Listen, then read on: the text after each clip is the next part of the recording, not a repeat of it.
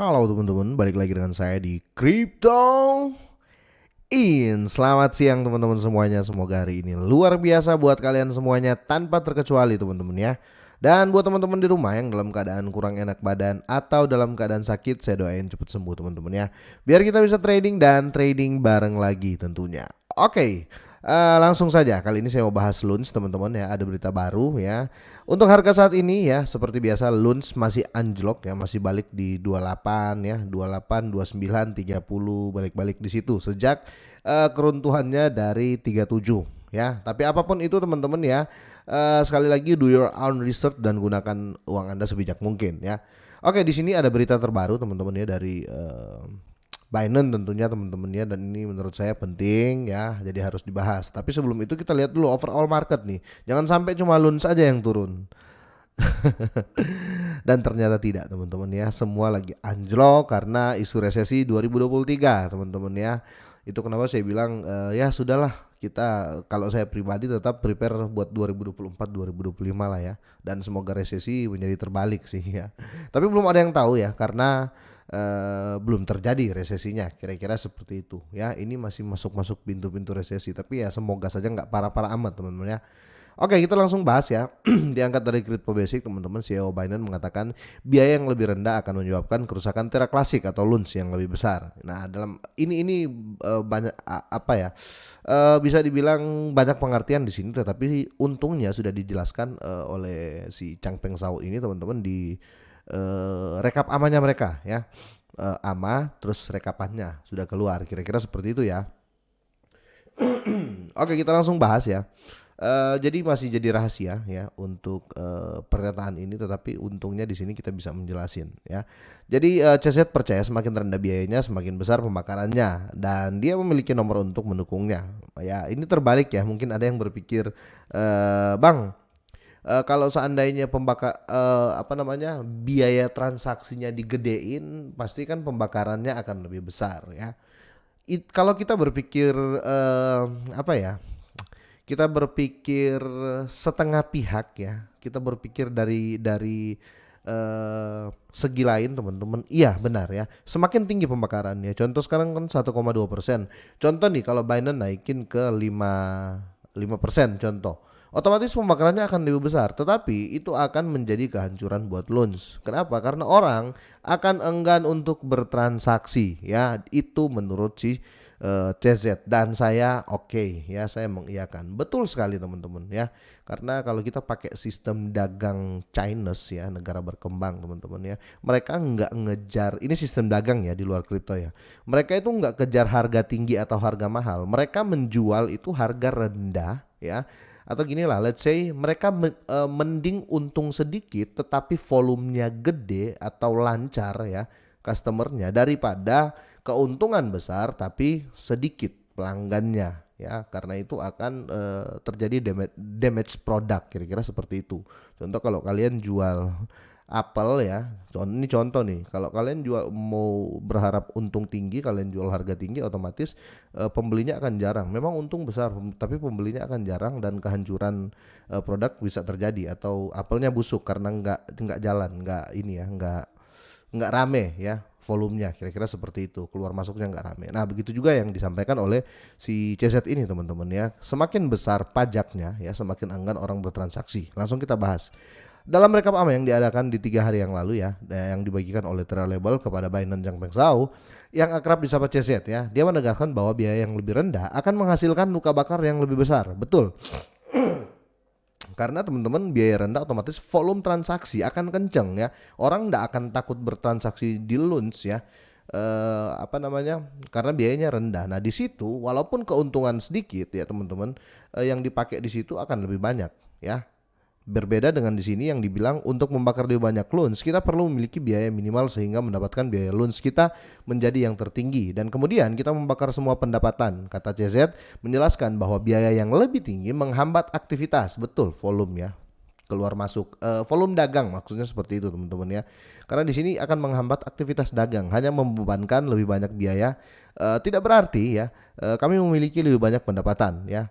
sangat sering menagih lebih banyak, berarti Anda memiliki sedikit pendapatan ya. Saya pikir sebagian besar anggota Luns ya berpikir, atau Luns Army berpikir bahwa jika kami menerapkan tax ya 1,2%, Binance akan membakar lebih banyak Luns. Tetapi itu adalah kesalahan. Betul teman-teman ya.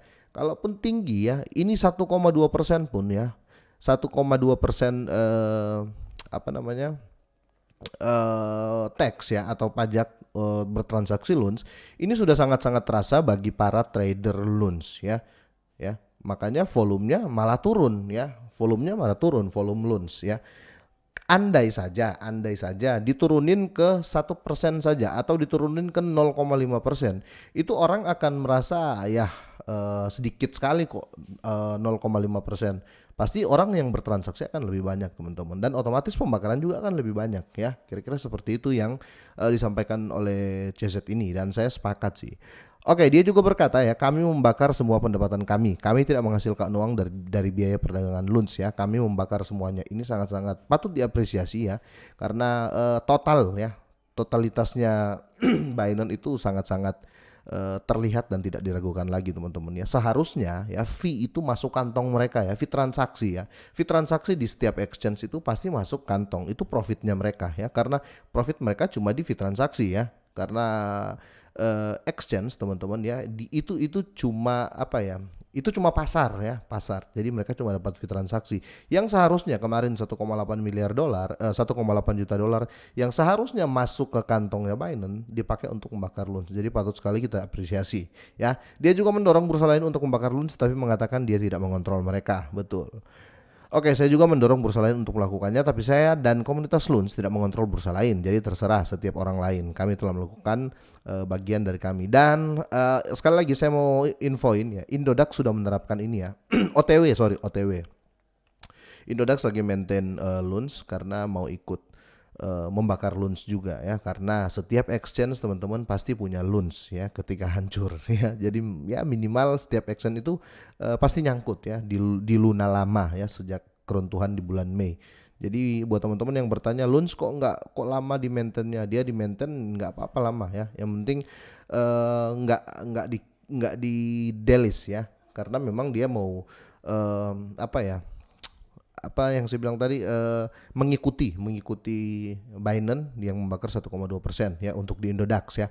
Perlu disebutkan bahwa meskipun sebelumnya ada tekanan dari komunitas Terra Luna Classic atau Luns yang menerapkan 1,2% untuk aktivitas off-chain, Binance telah memilih membakar 0,1% yang diperolehnya dari perdagangan sebagai gantinya. Ya, biar orang nggak takut ya untuk bertransaksi. Meskipun ini adalah biaya yang jauh lebih rendah, ia telah berhasil membakar hampir 2 kali lipat dari 1,2% dalam periode yang sama, sekitar 8,5 miliar Luns terbakar sejauh ini. Wow, itu kan. Jadi orang semakin nggak takut untuk bertransaksi Luns gitu loh. Khususnya terlepas dari hype seputar pajak 1,2% untuk aktivitas on-chain, pajak tersebut gagal memenuhi harapan. Misalnya pengembang Terra ya, Alex Forsyth ini ya menyoroti dalam postingan blog baru-baru ini bahwa volume on-chain telah menurun sebanyak 90% sejak implementasinya ya, kira-kira seperti itu. Karena orang agak takut nih yang punya sedikit, waduh kalau saya bertransaksi, kalau saya kirim potongannya gede nih ya, walaupun dipakai bakar ya, walaupun sudah pasti dipakai bakar, tapi tetap orang akan enggan. Makanya pilihan dari CZ ini benar. Akibatnya proposal baru telah diluncurkan untuk mengurangi pajak ya menjadi 0,2% sambil menyisihkan 10% ya dari pajak yang diperoleh untuk pengembangan rantai ya. Pengusul yang dikenal sebagai Akujiro ya berharap proposal tersebut dapat menaikkan orang-orang pindah ke bursa sentral untuk menghindari pajak kembali ke aktivitas on-chain teman-teman ya. Jadi sudah diposting di sini juga, khususnya Vegas. Salah satu pemberontak paling populer mengatakan bahwa menurutnya terlalu dini untuk mengubah parameter pajak, namun Tralabel telah meluncurkan jejak pendapat memilih untuk mendukung masyarakat atau mendukung komunitas, kira-kira seperti itu ya. Dan di sini juga sudah banyak sekali kontroversi yang terjadi teman-teman, dan berbagai pendapat tentang perubahan yang dilakukan oleh Terra Label. Tetapi ya tetap saya setuju dengan apa yang dikatakan oleh CZ ya, karena sistem dagangnya mereka itu kelihatan sekali ya, sistem dagang yang apa ya, bisa dibilang mereka kejar volume dulu bos. Mereka nggak kejar berapa banyak yang apa namanya, berapa banyak yang harus dibakar, enggak teman-teman ya. Karena kalau dagang ya kita kejar volume, biar murah ya. Yang penting lancar ya. Sistemnya yang dimaksud si apa namanya si CZ itu ya, biar walaupun fee-nya kecil ya, fee transaksinya kecil untuk dipakai bakar, yang penting orang nggak takut untuk bertransaksi. Daripada fee transaksinya gede ya, orang akan takut bertransaksi ya, orang akan takut ya. Memang akan ada positif juga karena orang kalau enggan bertransaksi dia akan ngehold ya, dia akan ngehold loans. Tetapi yang dibakar otomatis sedikit, kira-kira seperti itu ya, karena mereka akan memilih hold. Oke, sampai di sini dulu teman-teman ya. Menurut kalian seperti apa? Setujukah dengan CEO Binance apa gimana? Semoga sehat dan sukses selalu buat kalian semua dan selamat siang.